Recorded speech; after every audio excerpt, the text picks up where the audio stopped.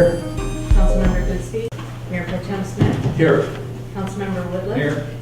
Councilmember Gustet. Here.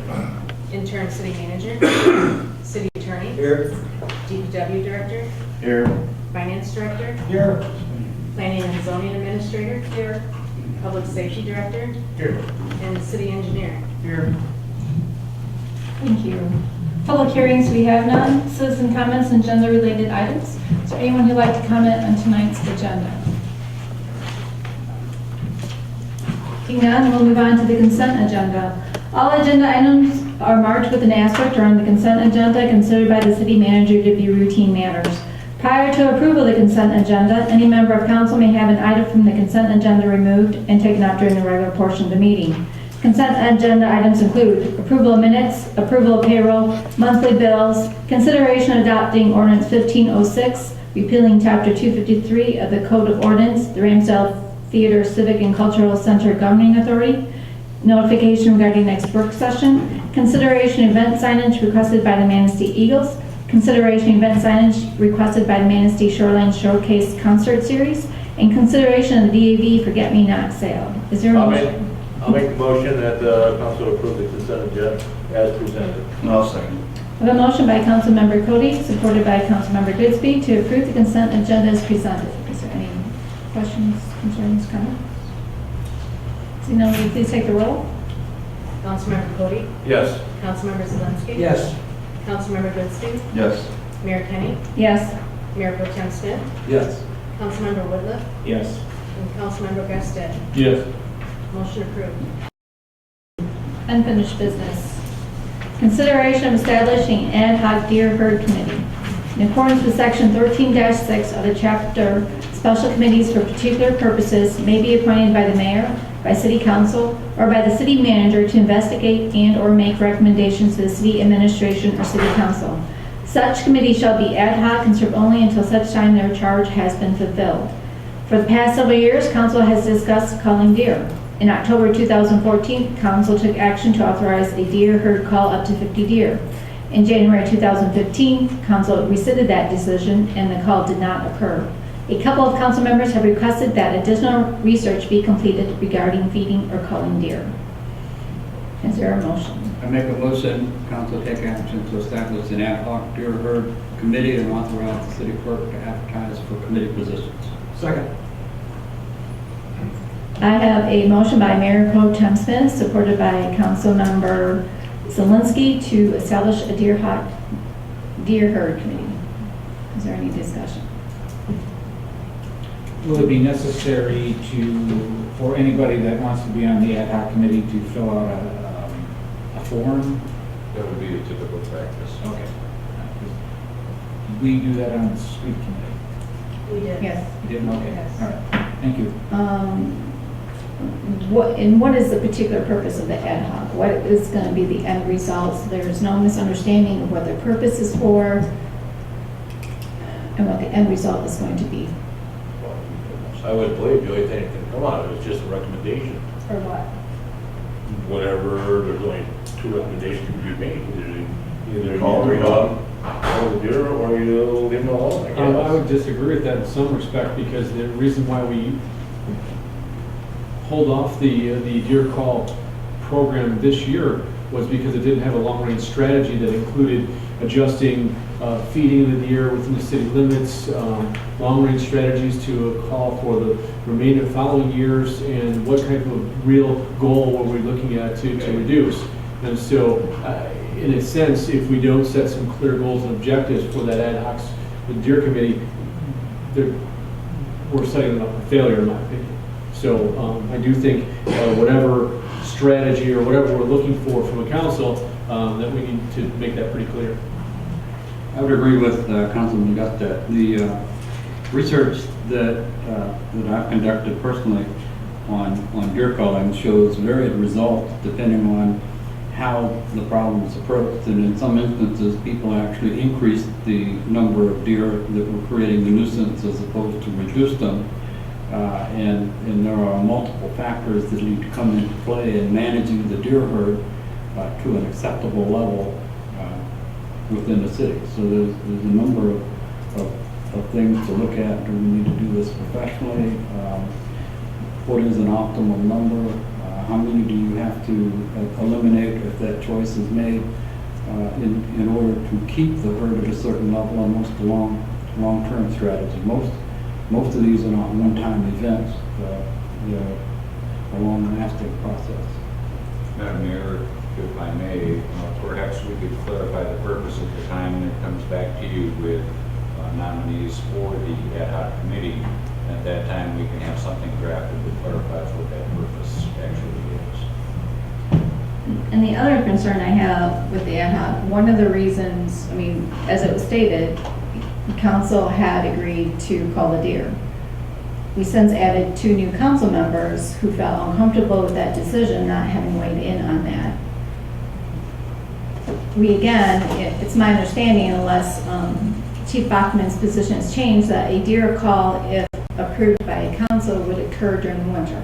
That's the optimal time, when it's safest time.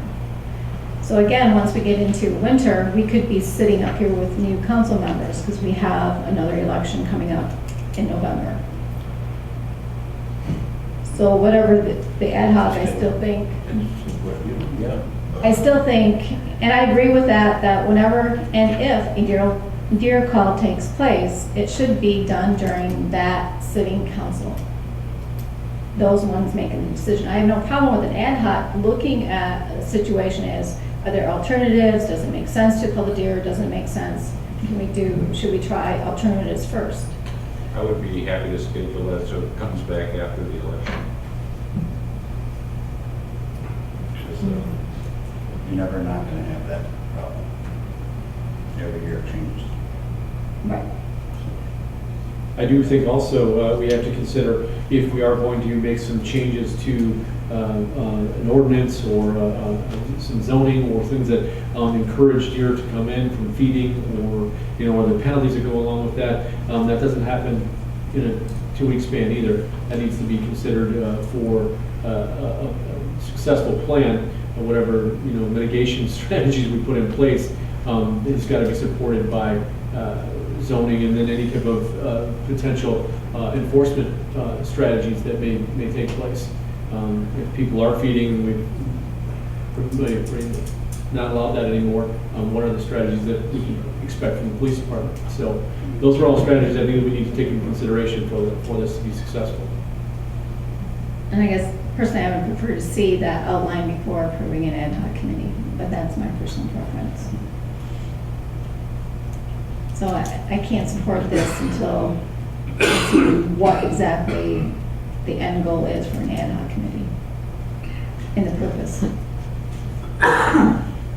Well, the ad hoc committee, correct me if I'm wrong, Mr. Byfoss, this could include council members and as well, right? Absolutely. Be similar to the ad hoc street committee? Because we did have That's my expectation. council members on there also. And then maybe you need to limit it based on the number of applicants. If there's 3 or 4 or 5 people interested, then that's probably fine. But if there's 20, that's probably too many. But we don't know any of those things yet, so. But I think we should look for a good cross-section of both pro and con, for a deer call, and not just look for the folks that are pro for getting rid of those deer, so. Right, we have quite a community that has varied decisions, Yep. and that ad hoc committee should include. I agree with a lot that has been said. The program for me is a combination of feeding, a combination of what we do plant, it's an education program, and possibly calling. It's all of those things together that is going to make the program work. Just one of those is not going to make it work. If just shooting deer worked, Benzie, Grand Traverse County, Antrim wouldn't have a problem. They do it every year for their fruit trees. So they shoot hundreds of deer. There's still a problem. So there's got to be more to the program. So any other comments or concerns? Once again, I prefer to see the purpose and the outline of the ad hoc before I make a decision. Mayor Kenny, would it be helpful if the ad hoc committee came to us with recommendations of what they would like to see as a strategy? Or do you want to see that strategy set up by council? I think it Our works goals best set by after the council. street, I think it works best if the people who are applying for the ad hoc know exactly what their purpose is. So in order to do that, we have to come to an agreement of what we want that ad hoc committee to do, why they're there. And since we don't have that in front of me, I don't feel comfortable approving this ad hoc committee.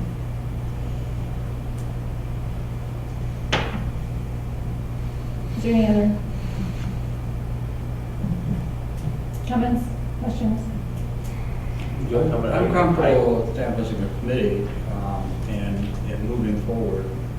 When the vote was taken to rescind, that issue was raised at that time. And I've asked the question a couple times since then, when we will get the ad hoc committee together and discuss the issue of deer in the city and what needs to be done. And I'm with Councilman Zelinski. I mean, it could be a combination of things, and like Councilman Gustet said, an ordinance that prohibits feeding of certain types of animals in the city. You've got people that encourage their presence, and you've got people that want to discourage their presence or eliminate them because of that. And we need to resolve those conflicts. And I think there's a number of options available, and a good cross-section of people on an ad hoc committee can make some recommendations to council, similar to the street committee, and get to the end result. I don't see a need to delay authorizing an ad hoc committee now and advertising for committee positions. And tonight I've already heard several ideas of what they think that ad hoc committee should be. I want to see it in writing. I'm not saying that this is not a good idea. I just prefer to see what our direction is going to be before I agree to it. I guess I'd like to, on the ad hoc committee, have possible one or two of the planning commission members on this too, because they're going to take the steps to create the zoning ordinances to prohibit, they go that route, to prohibit feeding in the city. Any other comments? Questions? Michelle, can you please take the roll? Councilmember Zelinski? Yes. Councilmember Lidlow? Yes. Mayor Kenny? No. Councilmember Gustet? Yes. Councilmember Goodspeed? Yes. Councilmember Cody? Yes. Mayor Pro Tem Smith? Yes. Motion approved. Thank you. New business, consideration of 12th Street improvements. Improvement of 12th Street as it exists between Maple and Oak Street in Fowler Township requires that the rights of the public be established through litigation. Attempts at resolving the matter with the adjoining property owners have not been successful. One option to confirm the public right is to use 12th Street in Fowler Township would be through condemnation. Another alternative, short of condemnation, would be to file a lawsuit to claim the portion of 12th Street in Fowler Township as a public road based upon the theory of implied dedication highway by user or any other equitable remedy available to the city. At this time, council could take action to authorize the city attorney to initiate a lawsuit in the Manistee County Circuit Court asserting that 12th Street exists as a public road in Fowler Township between Maple and Oak Street. Is there a motion? I'll make that motion. Second. I have a motion by Councilmember Goodspeed, supported by Mayor Pro Tem Smith, to authorize the city attorney to initiate a lawsuit. Is there any other discussions or questions? Yeah, I just, for the public's benefit, if our interim city manager could go through a little bit of the steps we've tried to do at this point to reach out to these citizens and residents of Fowler Township. I don't think this council or anybody in an elected official or a public office takes this type of step without making considerable efforts. And I'd like the residents of the city and people who are viewing watch just let them know what we've tried to do and to get that ball rolling. This issue has been ongoing since the high school was under construction back in 2001. So it's a long-term issue. I think much of the public believes mistakenly that we can fix the road the way it is. And that's not one of the options that are available to the city. If we were to try to reconstruct the road in anything close to its current configuration, we would need to meet MDOT, Michigan Department of Transportation standards, and we can't with the right-of-way that's available. So the only option, short of doing this, really would be to either two options. One, status quo, but that status quo is a short-term option because that road is falling apart. Number two, create a one-way westbound on 12th Street. And for a whole variety of reasons, that's not a very good option either. The engineers have drafted a number of different design configurations to try and make it work, and those are really the only options that do work. In their design, they've created before and after views of what the street would look like, and those have been communicated to the adjacent property owners on at least 2 occasions. On at least a couple of occasions, county commissioners have approached the adjoining property owners regarding the issue because it's a community-wide issue. I know that individual council members have individually approached them. But a month ago, the city council was in executive session to review the city's attorney's opinion on what the options really are. And this is really the least onerous option that's available. And in it, we basically asked the court for clarification on what are our current rights. Maybe we have the right today to build a road within the full 66-foot right-of-way. Maybe we don't, but effectively this asks the court to decide that. And that's a step well short of condemnation. Now, if the court eventually decides that we do not currently have that right, then that question would come back before the council again before any additional action can be taken. So this is kind of that interim step to make sure that we understand what we currently have the right to do prior to any consideration by the city council of condemnation. Thank you, and I want to just make that clear that it wasn't an easy decision, and it was an arduous discussion that has been happening for 8 or 10 years since the school was built. So it's an important part of our process as a council to take every step we can to vet out those decisions. And I think this is one of those ones that really took a lot of effort. So thank you for clarifying that. Any other questions or comments? Now, may you please take the roll? Councilmember Goodspeed? Yes. Councilmember Gaston? Yes. Councilmember Zelinski? Yes. Mayor Pro Tem Smith? Yes. Councilmember Whitliff? Yes. Councilmember Cody? Yes. And Mayor Kenny? Yes. Motion approved. Thank you. Consideration of changes to the City Council Policy CP-20, Michigan Freedom of Information Act. Public Act 563 of 2014 made significant changes to the way public bodies respond to Freedom of Information Act's requests. The amendments take effect on July 1st, 2015. Some of the changes to Michigan's FOIA are: 1, the amount of fees and the method of calculation of fees for a FOIA request. 2, municipalities must adopt and make available guidelines and procedures in a form that is understandable to the general public. 3, the guidelines and procedures must include deposit requirements, method of calculation of fees and costs, and the process by which a citizen may appeal a municipality's determination regarding their FOIA request. 4, allows municipalities to contract services to separate and delete exempt information from a FOIA request, and allows recovery from the contracted services, but not more than an hourly rate equal to 6 times the state minimum hourly rate. And 5, the penalty imposed on municipalities for FOIA violations has increased, along with the implementation of provisions that impose penalties for charging an excessive fee. For the city to implement the FOIA changes, council must approve a FOIA policy that conforms to the new law. The city attorney has developed a number of documents for council's review and consideration, including FOIA procedures and guidelines, public summary of FOIA procedures and guidelines, FOIA request form, FOIA cost estimate worksheet, and a resolution to adopt and appoint city manager as FOIA coordinator. Is there a motion to take action to amend? Is there support? Support.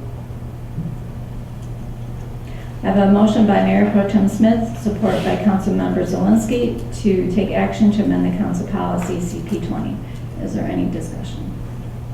I would just say that if the Michigan Municipal League that Councilman Zelinski and I attended, they gave a very comprehensive review of the changes to this, and from what I've seen in all the documents, it parallels the requirements and brings us up to date with everything we need to do for the public in publishing and preparing a plan for the Freedom of Information Act. Is there any other comments or questions? Seeing none, can you please take the roll? Mayor Pro Tem Smith, Yes. Councilmember Cody, Yes. Councilmember Goodspeed, Councilmember Whitliff, Yes. Councilmember Zelinski, Yes. Mayor Kenny, Yes. and Councilmember Gustet. Yes. Motion approved. Thank you. Consideration of ordinance Z15-04 Peninsula District. Ordinance Z15-04 was drafted after the Planning Commission completed an in-depth review of the PD Peninsula District in response to a directive from City Council. Amendments will be made to Article 3, Districts, Dimensional Standards, Uses Table, and Zoning Map. It's Table 13-1, City of Manistee Schedule of Regulations, and Table 3-2, Uses Permitted by Right and Special Land Use Permit. Article 5, General Provisions, Section 511, Driveways and Curb Cuts, and Section 514, Vehicular Parking Spaces, Access, Bike Parking, and Sidewalks. Article 6, the Peninsula District, Section 600, Purposes and Intent, Section 601, Uses Permitted by Right, Section 602, Uses Permitted by Special Land Use, Section 604, Dimensional Standards, delete. Section 603, Uses Permitted by Special Land Use Permit, requires frontage on a key street segment, and Section 605, Peninsula District Renaissance Zone Standards. Article 12, the Waterfront District, delete Section 1205, Waterfront Renaissance Zone Standards, and Article 21, Signs, Table 2100-1, Use Types and Sign Standards, Section 2107, Use Type 2, Commercial and Office. This ordinance has been reviewed by the Council Ordinance Committee. As an ordinance, 2 separate readings are required. This ordinance is introduced at this time. It could be adopted at the next regular meeting. Is there a motion to take action? I'll make a motion that council take action to introduce ordinance Z1504, amending the Article 3 districts, dimensional standards, use tables, and zoning maps. Article 5, general provisions. Article 6, Peninsula District. Article 12, Waterfront District. Article 21, sign of the city, Manistee zoning ordinance. I'll second. I have a motion by Councilmember Gudstad, supported by Councilmember Zelinski, to introduce ordinance Z15-04. Is there any other discussions, comments, questions? I'd like to thank the Planning Commission, Denise, and the efforts that were made. That's a lot of work that was done on that district, and I appreciate all their hard work. And I appreciate that too. The only question I've got is that there's a pending legal action over shipping. This ordinance won't prohibit that as a special use in the future, will it? This ordinance doesn't affect that issue in any way. Okay. The work by the Planning Commission certainly opened up the Peninsula District to more development and being less restricted now, so my hat's off to the Planning Commission. Any other comments, questions? Seeing none, can you please take the roll? Councilmember Whitliff, Yes. Councilmember Gustet, Yes. Councilmember Cody, Yes. Councilmember Zelinski, Yes. Councilmember Goodspeed, Yes. Mayor Kenny, Yes. and Mayor Pro Tem Smith. Yes. Motion approved. Thank you. Consideration of ordinance Z15-05, green infrastructure language. Ordinance Z1505 was drafted in response to a requirement of the Redevelopment Ready Communities Program, where the zoning ordinance must include green infrastructure language. Amendments will be made to Article 2, definitions and interpretation. Add definition for previous paving to Section 217P, rain gardens to Section 219R, swale biofiltration and swale vegetated or rock to Section 220S, and vegetated roof to section 223. Article 5, general provisions, amend section 503, performance standard, item 3, amend section 511, driveway and curb cuts, item D and item F, section 514, vehicular parking space, access, bike parking, and sidewalks, item E, and add item F, amend section 531, landscaping and screening, item A and item F. This ordinance has been reviewed by the Council Ordinance Committee. As an ordinance, 2 separate readings are required. If this ordinance is introduced at this time, it can be adopted at the next regular meeting. Is there a motion to introduce ordinance C-1505? I make that motion. I'll second. I have a motion by Mayor Pro Tem Smith, supported by Councilmember Cody, to introduce ordinance C-1505. Is there any discussion? Yes, could we have a little brief history or definition of what's going on this reading, please? I'd be happy to give you the short version, and the planning and zoning administrators here if you would like more depth. Basically, it liberalizes the ordinance to allow more green infrastructure. And in terms of stormwater management, that could be pervious paving that would allow the rainwater to go through the pavement into the ground. It allows swales and bioswales and things like that to better control stormwater instead of just shipping it off into the city's storm sewer system. That's really the short version. Another thing that does support is the redevelopment ready community program, which is key for our community to look at reusing some of the purposes of the buildings, the structures, the infrastructure, and allows us for some economic growth in the community. So without that, it doesn't comply with that redevelopment ready strategy. So it's another thing it does is it allows green roofs, for example. You can put vegetation on a roof to absorb rainwater where under today's ordinance that may or may not be permitted. This is another project that the Planning Commission has put a great deal of time and effort into, and as Councilman Gusted said before, I applaud their efforts for that in the detail and getting this to us in a timely manner. Thank you. Any other comment? That's fine. No. May you please take the roll? Councilmember Guston, Yes. Mayor Kenny, Yes. Councilmember Goodspeed, Yes. Mayor Pro Tem Smith, Yes. Councilmember Cody, Yes. Councilmember Whitland, Yes. Councilmember Zelinski. Yes. Motion approved. Thank you. Consideration of ordinance amendment 15-07, chapter 606, animals. The Ad hoc Domestic Animals Committee has been working in amending chapter 606, animals, since 2013. Changes in generally accepted agriculture management practices resulted in the ordinance being put on hold so the language for the inclusions of chickens or ducks could be added to the amendment. This ordinance has been reviewed by the Council Ordinance Committee. As an ordinance, 2 separate readings are required. If this ordinance is introduced at this time, it can be adopted at the next regular meeting. Is there a motion to take action to introduce ordinance 1507? I make a motion to adopt. Second. I have a motion by Mayor Pro Tem Smith, supported by Councilmember Zelinski, to introduce ordinance 1507, chapter 606. Is there any questions, comments? Does this mean I can adopt them out of the wrong roots? No, I think, it gives some latitude, but it puts some controls in there to reduce noise, smells, and other concerns for adjacent property owners. And this is something that the ordinance committee's done a pretty good job of. Any other comments? Seeing none, will you please take the roll? Councilmember Cody, Yes. Councilmember Goodspeed, Yes. Councilmember Zelinski. Yes. Mayor Pro Tem Smith, Yes. Councilmember Gusted, Yes. Councilmember Whitland, No. and Mayor Kenny. Yes. Motion approved. Thank you. Consideration of budget amendment 2015-1 for fiscal year ending June 30th, 2015. The city is required by state law to ensure that actual expenditures do not exceed budgeted amounts.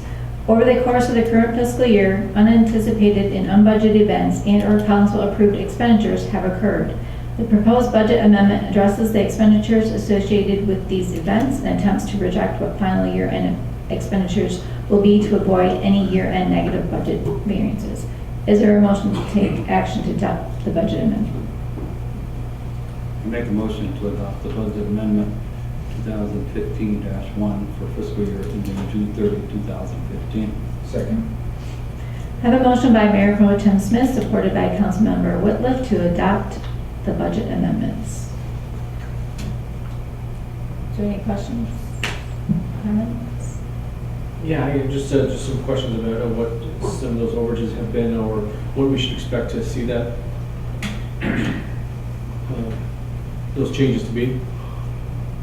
I'm sorry, I didn't hear or understand the question. Just for clarification, we're asking to approve a budget with amendments without discussing those amendments or those adjustments.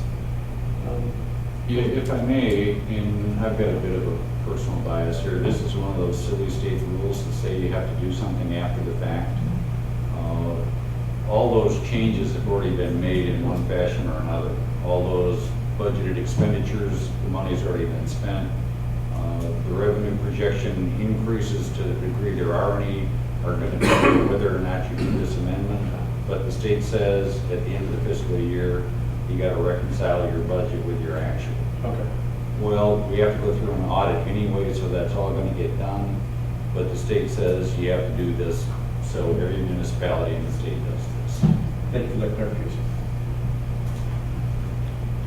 Now, if people want to see that, is that out there? Because there was a really nice summary sheet that was done. Is that available to the, It should be on the web. is it? It's part of the agenda packet, but we can highlight it and put it on a different side of the website. if that's presented. Yeah, if somebody was interested in looking at it, instead of going through all the details tonight, if people have an interest, they can see it there. You can do that. Because you did a nice job Yes. Thank you. putting that up there. Are there any other questions? Seeing none, can you please take the roll? Councilmember Zelinski? Yes. Councilmember Whitliff? Yes. Mayor Kenny? Yes. Councilmember Guston? Yes. Mayor Pro Tem Smith? Yes. Councilmember Goodspeed? Yes. And Councilmember Cody? Yes. Motion approved. Thank you. Consideration of bids for Sweetenham Pump Station repairs and upgrades. The city utilities departments maintain a projected capital improvement list for upgrading critical infrastructure. One of two pumps at the Sweetenham Pump Station has failed, causing operational issues during periods of heavy flow. This project will upgrade the station to current city standards. The following bids were received. Swerdowski Brothers bid of $42,750. Elmer's bid of $99,549. The low base bid and alternative A is being recommended in a total amount of $68,720. The city attorney has reviewed and approved the contract. Is there a motion? I'll make the motion. I'll second. There's a motion by Mayor Pro Tem Smith, supported by Councilmember Zelinski, to award the low base bid and alternative A in the amount of $68,720 to Swerdowski Brothers. Is there any discussion? In the two bids that were considered tonight, we bonded to do some particular work with the water and sewer system. And there was an indication in one of them that, These were in the bonds. there was an indication in one of them that the electrical, the standard electrical to transmission and another element were not being performed. Were those elements of the bonding?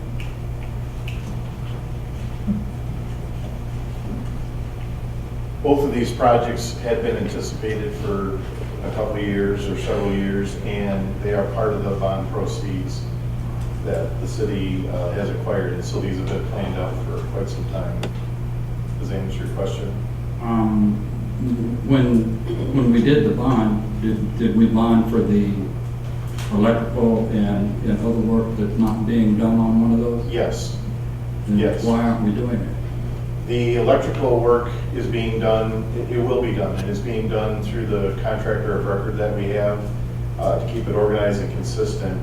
All the work that we could bid out and get competitive bids on has been done, and that's part of this package here. Okay, and I saw language in there that says that it wasn't being done due to other priorities, and I wanted to make sure that what we bonded for is specifically being done in a pond, not used as a slush fund, so. Right.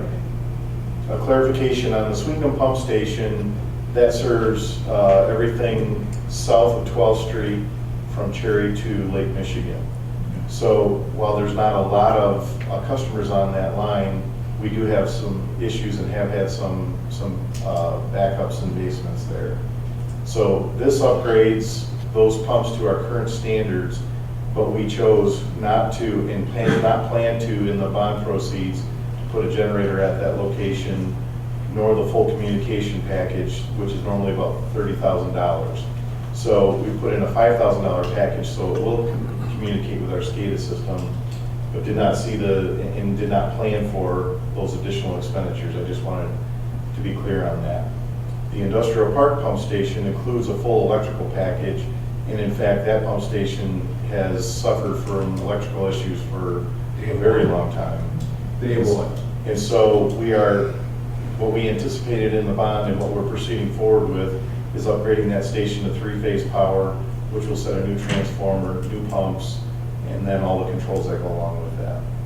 Okay, thank you, Jim. You're welcome. Any other questions? Seeing none, will you please take the roll?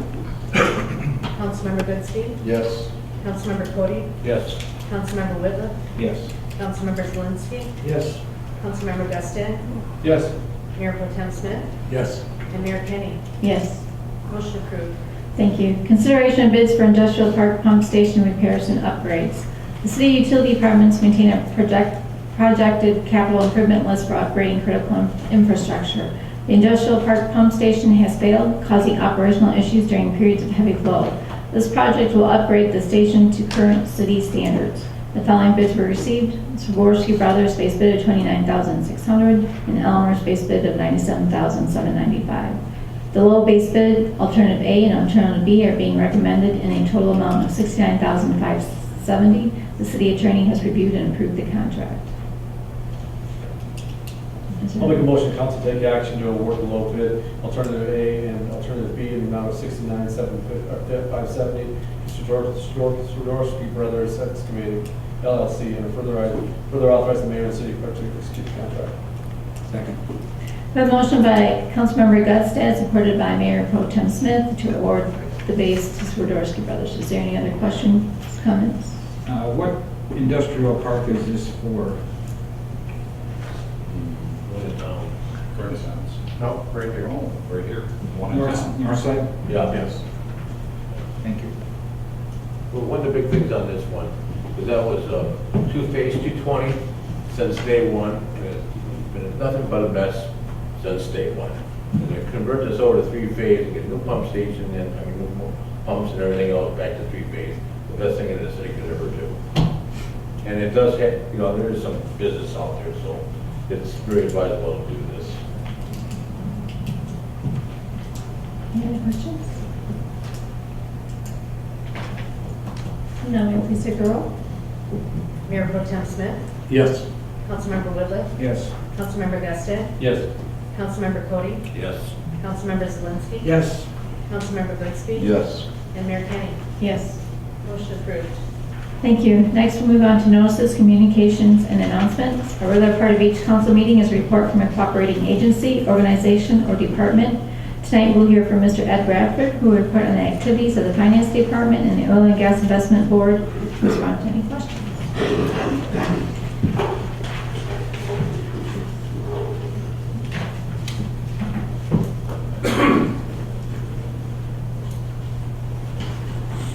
Mayor, members of council, I'm going to give both the presentations here tonight. The first one will be for the Oil and Gas Investment Board. The cover photo here is the wells that are over on the north side. There's a pad that has several of them that go down in different directions to access the reservoir. And this picture is also on the north side in the industrial park. It's the Aztec Producing Company's processing facility where they process the gas and ship it out. Just a quick overview, the Oil and Gas Fund is charter protected. It was adopted by a vote of the people to amend the charter, and it preserves the royalties from the mineral right revenues that we get for future generations. There's an oil and gas investment board that has been established to oversee those investments. That's appointed by council. And for the last several years, we've used an investment advisor, Bartlett and Company. Woody Ubel is the lead portfolio manager, primarily responsible for equities, and Troy Snyder is responsible for fixed income. The Oil and Gas Board is currently comprised of the mayor, myself, Councilmember Gustad, and two residents, Doug Parks and Steve Brower. The interim manager, Ben Byfoss, is a non-voting member, and Cindy Lakovich is the longtime recording secretary. This chart shows the royalties that we've received since 1996. And as you can see, they've fluctuated over time. And there's two primary factors with that. One is the level of production of the wells, and two is the price of crude oil and natural gas on the open market, natural gas liquids as well. But you can see overall that trend is down. And in fact, for the 2015 projected, we're projecting only about $55,000 in royalties. And that's because the price of crude has gone from 100 down to the 50-ish range or whatever. It's cut by about in half. It has rebounded a little bit recently. So you can see, that, again, those vary.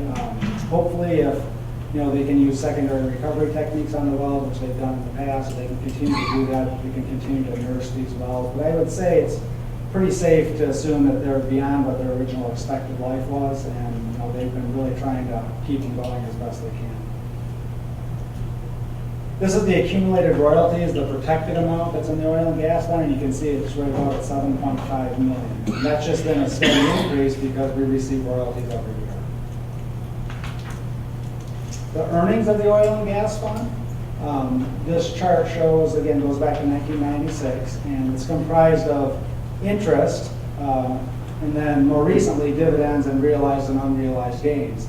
So before we were investing it like a pension fund, we basically invested in CDs and we just received interest payments, and that was from 96 to say 2008. And then slowly we started entering the equity and the bond markets where we had more risk but also more potential for return. And you can see the returns have varied over that time frame, but they've been quite a bit higher than what they were earlier. The projection for 2015 isn't all that rosy. I mean, it's still in the $275,000 range, which looks really little on that chart, but if you compare it to what we were getting previously, and also keep in mind that 2014 was an exceptional year, as were some of those other years. We've had a bull market for 6 years, which you'll see in another slide.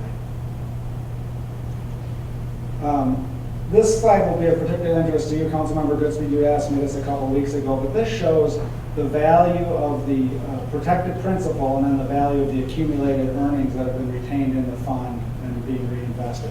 And the projection in the budget for 2016 that was just adopted is going to be about $2.8 million. Again, keep in mind that's very much dependent on what the market does. That's the darker part of the bar there at the top. That's the amount of accumulated earnings in the fund above and beyond the projected principal. The investment policy statement is adopted by both the Oil and Gas Board and City Council and really guides the investment of the assets in the oil and gas fund.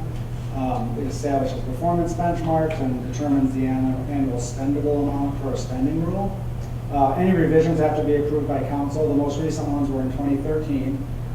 It removed mandatory local CD investment. It changed the asset allocation from 50 up to a maximum of 65%, and also lowered the spending rule. And that was done in order to make this a long-term viable and sustainable fund. You really have to align your asset allocation with what your spendable policy is, and that's what that change in policy did. In the currently adopted budget that goes into effect July 1, we had calculated a 4% spending rule would yield about $375,000. That was up from about $358,000 the year before. And the reason that it was up is because the value of the fund is calculated over a 12-quarter moving average, and the fund has been going up in value, so you have a higher average value over that time period. Council had extensive discussion about finding more money for streets, and the consensus when the budget was adopted was to use an additional $83,000 to go towards streets in the upcoming budget. That effectively makes the spending rule 4.88% of anybody who's interested in this upcoming year. This was the asset allocation as of March 31st. You can see we're primarily in domestic equities, about 54%, fixed income, about 28%. We've got international equities of about 9%, 9.3%. There was some cash at that time. And then about 3.7% are interest-bearing loans that are internal. Here's a snapshot of the portfolio performance. And there's a lot of numbers on here, but what I really want to point you to is the rightmost column, total portfolio. It's a since inception, which was March 31st of 2009. So for the last 6 years, we've been increasing, or the rate of return on this fund has been 11.6% per annum, which is really, really good. The market has helped, the market's been up, and of course, rising tide lifts all boats, but the portfolio managers have done a very nice job. You have to keep in mind, they actually started investing towards the very first part of March of 2009, and they had some huge returns in that one because that was when the market was rebounding. Those are not included in those rates of return you see on here. For that whole time frame, equities returned 18% and fixed income about 5%. So it's been very good performance. I think the oil and gas investment board has been pleased. Just as an aside, we did a while back a sensitivity analysis which looked at the portfolio under different market scenarios, average GDP growth, below average growth, a moderate recession, and a sharp recession. And we figured that covered probably 85% of market scenarios. It wouldn't get the tail, a really, really, really bad recession or a really, really, really booming market, but most of the scenarios. And that analysis showed that the fund will produce relatively stable income streams for years to come, kind of regardless of what happens in the market. So that's the whole idea behind managing it as an endowment, is to make sure you can preserve that spending. Are there any questions on the oil and gas fund? Okay, I'll move on to the finance director report. This was John Rose's favorite picture before he retired. You can see the reflection of the City Hall glass there up in the top above the window there. You kind of look that one. Quickly, I just want to have a little shout out for our staff. We've got 70 years of combined experience down there, starting with City Clerk and Deputy Treasurer Michelle Wright with 26 years. Michelle has just about every professional certification that you can have, Master Municipal Clerk, Certified Public Financial, and Michigan Certified Public Treasurer. And Mary Bachman, 16 years, she's the Deputy Clerk, Payroll and Insurance. She also has several designations.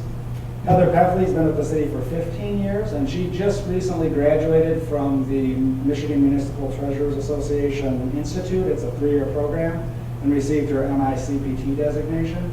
And she has been attending the 3-year program for the Clerks Institute as well. Do you remember what year she's in, Michelle? She just finished the second. Just finished her 2nd year, so next year she'll be a clerk, certified clerk as well. So that's kind of going towards some things we'll talk about towards the end of it in terms of cross training. And myself, I'm the newbie. I've been with the city for 13 years and have several professional designations. This is the current organizational chart. Pretty straightforward. That has changed as a result of some things that council did this year, which we're very pleased about, and we'll talk about in a minute. Our office responsibilities, just kind of along the list. We receive all the city's revenue as part of our treasury duties and invest the cash. We pay all of the bills for the city. We arrange the borrowing, either through bonding or financing. We do the budgeting in conjunction with the city manager's office and the departments. Take care of all the accounting and bookkeeping, the financial analysis, financial reporting, audit, that sort of thing. Quickly, some of our metrics. It's a pretty busy place downstairs. We process about 8,000 tax bills a year and 40,000 water bills. There's about 5,000 miscellaneous transactions, whether that's paying for yard bags or wanting copies of property record cards or what have you. Sometimes upward of 200 transactions a day. We do about 2,400 AP checks and 5,000 plus invoices a year, and up to about 125 customers per day at the counter. Additional responsibilities, our office is open all day long throughout the day through the lunch hour, and we often service the traffic cop, directing people where they need to go. Often they're looking for something they can get at the county building, so we send them that way, or maybe something at the sheriff's department, but also internally. We do the Ramsdell Theater back office work, and we're responsible for most of the technology in the city, as well as doing brownfield administration. Strategic goals. There's several that kind of relate to our department. I want to talk on those quickly. One was increasing revenue for streets. And through the budgeting process, I think you've seen a substantial investment in the 2015-2016 budget for streets. So I think we've It's got a good start on that. Obviously, there's more work that needs to be done, but that's one of the things that lined up nicely with the strategic plan. Developing a sustainable model for the Ramsdale Theater. Well, you did part of that tonight by dissolving the Ramsdale Governing Board. That's the first step. There was a strategic planning session held last summer, and building on that, there's going to be another study done by Johnson Consulting, which will be taken out here very shortly, to try to move the Ramsdale into a better direction, have a realistic market expectation for fundraising and programming, and put in a governance structure that's more sustainable. Goal 2.3, public-private partnerships. We've been involved in the South Washington Street redevelopment, which is starting to take off now, and we should see some activity soon, so that's a real encouraging thing for the city. And 2.4, use of technology. We're in the process of getting the website updated. City planner Denise Blakesley is assisting with that. And then just recently, we acquired some modules and Laserfiche that are going to allow us to do some workflow items, which will automate many of our processes, most important of which is going to be accounts payable. That's going to be the first one we do, and that should cut down on a lot of hassle and paperwork that we've been doing. So we're really happy about that. Quickly, the Clerk Treasury Finance White Paper was presented in February 2014, and there's a lot of information in there. But basically, with the actions that have happened over the last 6 months, it's really set us up to be able to implement the recommendations almost entirely that were in that paper. This chart shows what the recommended alternative in that paper was, which is to create an administrative services department. And council, through its actions in elevating the proposed part-time position in the clerk treasurer's office to full-time, was the key piece of that. So that will allow all of the rest of this to happen. And I must say our office is very excited about bringing on a new person in a few months to get going and get cross-trained and kind of move the office to a new level. So I want to thank council for that. We think that's the right move, and we're pretty energized about that.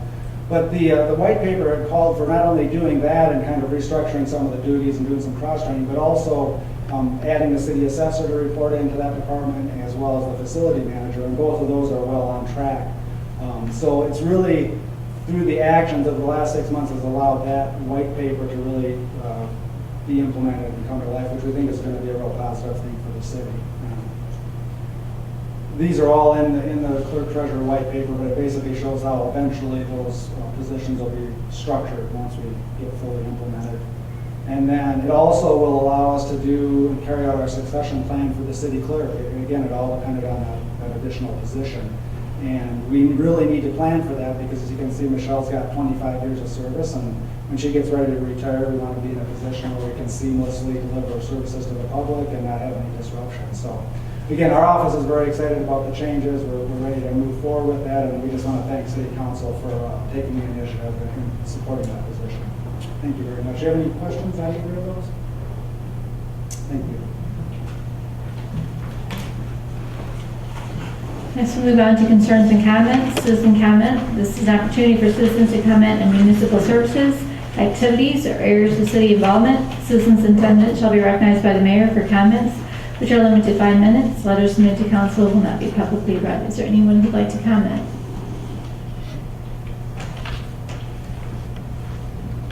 Go ahead, ma'am. Please state your name and address. Hi, my name is Karen Brzezinski Goodman. I'm at 1925 12th Street. I just wanted to come before the council again and introduce myself. I am your county commissioner for the 6th district, which includes Maple Street west to the lake, to Murky, and the north side. So I just wanted to say hello. Hello, Ben. It's nice to see you. And just reintroduce myself since there's new faces on the council since I've been here last time. So, thank you. Thank you. Yes, sir. Did you want to read your proclamation first? Or did I was going to wait till after. But I comment after you? Or you want me to? I'll go ahead and read the proclamation. This weekend, on Saturday, there's several activities related to the USS Liberty, and we have some dignitaries, honored guests who will be in town. As part of that, I have a proclamation. It's a proclamation to the crew of the USS Liberty. Whereas As the mayor of the city of Manistee, I am humbly honored to welcome you to our community. And whereas we have heard your voices and we stand with you in pursuit of justice and the great American promise of life, liberty, and the pursuit of happiness. And whereas we are honored that generations to come will learn of your sacrifices through the USS Liberty Memorial Plaque that has been placed in the Manistee Veterans Memorial Park, and that is hereby dedicated on this date by you, the crew of that great ship, the most dedicated American ship for single military engagement in American history. And whereas there is an unwritten and moral contract between the American people and the defenders of this great nation who protect its Constitution. As they defend us on the battlefield, it is our duty to defend them, to defend you, the crew of the USS Liberty, in the halls of Congress, and to provide them and you with the justice all are entitled to. And whereas, as our patriots return from home from the battlefield with broken bodies and broken minds, it is our duty to heal them and to take care of them and their families. And when they fall in defense of our Constitution and our country, it is our privilege to honor them and their families now. Therefore, be it resolved that I, Mayor Colleen Kenny, hereby proclaim June 20th, 2015 as USS Liberty Day in the city of Manistee. Thank you very much. We are, all the veterans in this county community are very, very grateful to the entire city council and to you, Mayor, for the proclamation. And just to give you an idea of the politics involved in this, is I sent a letter to President Obama, Secretary of Navy Mavis, Senator Stabenow, Senator Peters, Congressman Huizenga, Congressman Benishek, and Admiral Greener. And I said to them, I said, how is it possible that President Obama can send 3 delegates to the ground funeral in Missouri, and when we ask for representatives at the memorial site of Arlington, which they have every June 8th, nobody is willing to come. And Secretary Mavis did send an admiral, which is great, and the Admiral Green did send a representative. I don't know who he was yet, but nobody else would answer that letter. So that is the politics of the USS Liberty. It's one of the greatest ships in American history, one of the most decorated ships, and many people are afraid of it, so, because of the politics. So I just want to tell you how courageous you are and how this is the first city in American history that has supported that ship to this extent. There's no other city out there that has done it. So it's truly somewhat of a historic event, and it takes a lot of courage from the city council and the mayor to promote this. So we are exceptionally grateful. I don't know if you noticed or not, but the ship was hit by over 820 cannon rounds, about a hole about that big. The ship is smaller than the ship that comes through the channel here in the river. Over 3,000 rounds of 50 millimeter caliber machine gun fire with armor-piercing bullets. It was hit by a torpedo that made a 40-foot hole. It killed or wounded 70% of the crew. After the torpedo hit, it listed 15 degrees, and it was sent on an unnecessary long voyage to Malta to shield it from the press by Lyndon Johnson instead of to Crete, which was a day and a half away. So that's the history of the USS Liberty, and that's the politics of it. And I'm so very, very proud of all of you. So thank you very much.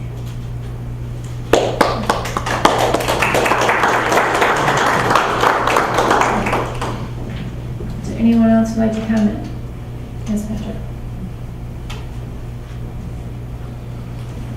Patrick Kay, representing the Manistee Main Street DDA. Last council meeting, you guys have requested some information from me about the Riverwalk painting, and you're asking about how the removal was. I was unprepared at the time, but there was, just to let you guys know, the plan was for sanding of the entire railing. That's since changed because of, since then there was some rolling on of paint that was done, and because of that, they're having to use more abrasive means to remove the paint that's on there. So to get down on the Riverwalk in the next couple of weeks, we have a company called Fast Deck. They were awarded a contract of $28,002. But they've been approving the project, and they should be completing that over the next couple of weeks before the 4th of July weekend. Thank you, Patrick. Is there anyone else? Yes.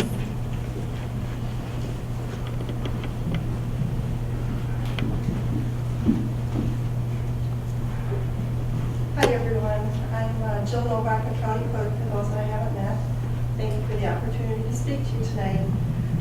I don't really have anything major, but when I was elected, I made a commitment to visit all the municipalities, all the 14 townships in the city, so that's what brings me here tonight. Just a little bit about our office. I don't have anything major, but just some of the things that we do.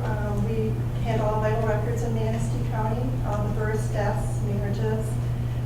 I am the clerk of circuit court, so all circuit court filings come through my office for felonies and civil files over $25,000.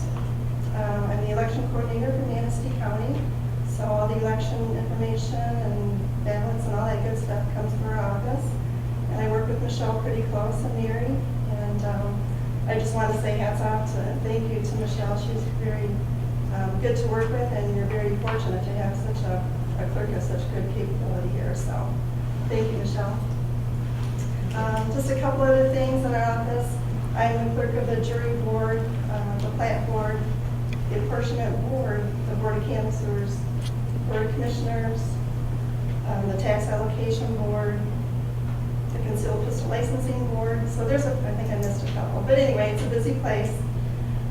Just a couple new things in our office. We are continuing to scan and digitize all court records and all vital records. So that's an ongoing project. There's a new CPL law that came out, a revision to that after the first of the year, Act 3. And what that does, it dissolves the county concealed pistol licensing board as of December 1st, and all that responsibility and administrative duty comes to the county clerk. So my staff and I will be doing some major education and training over the summer to get up to speed on that. Just a couple of those major changes in that law that affect people that have CPLs. If you have a CPL, a concealed pistol license, that expires. Right now, if it expires and you don't renew it right away, that's okay, you can renew it any time.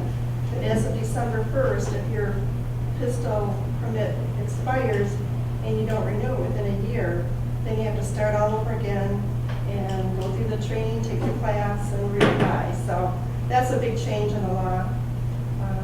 All the denials, revocations, and suspensions will come to my office from me.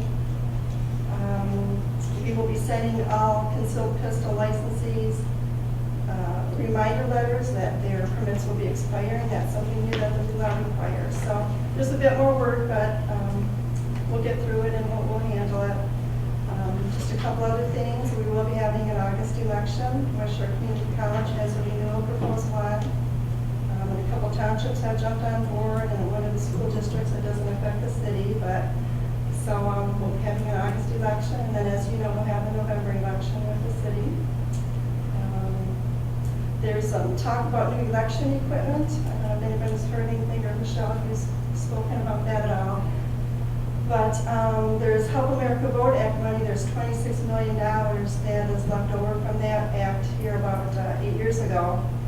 And the state believes that it's going to cost about $60 million to put new election equipment throughout the state. So with that $26 million that's left over and the HAVA money, and they are appropriating supposedly $10 million per year to fund that equipment for the next 3 years. That'll equal the $60 million that they'll need. Hopefully that appropriation will come through.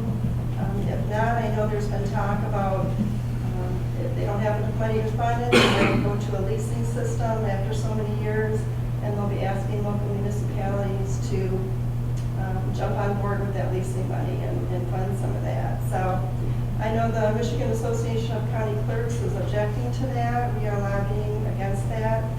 saying that if you want new equipment out there, then the state should be paying for it. So that's kind of the gist that we're coming from.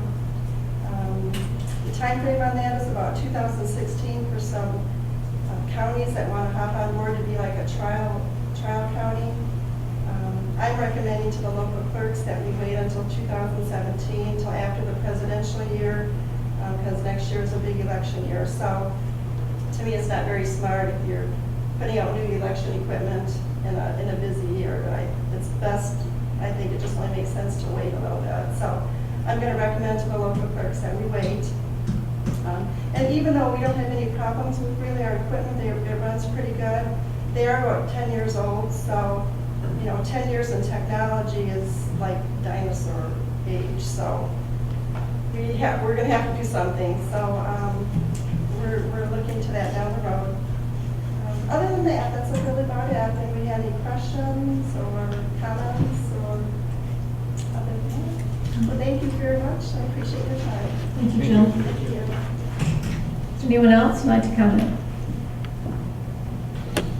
Seeing none, we'll move on to the city clerk. Along with the election coming up in November, we have council petitions available now for districts 2, 4, and 6. They'll be due by July 21st, so if anybody's interested, come to our office to pick them up. In terms of city manager, Nothing here. city attorney, Nothing, Your Honor. DPW, Nothing, Your Honor. public safety director, Nothing, Your Honor. Thank you. finance director, Nothing more, Your Honor.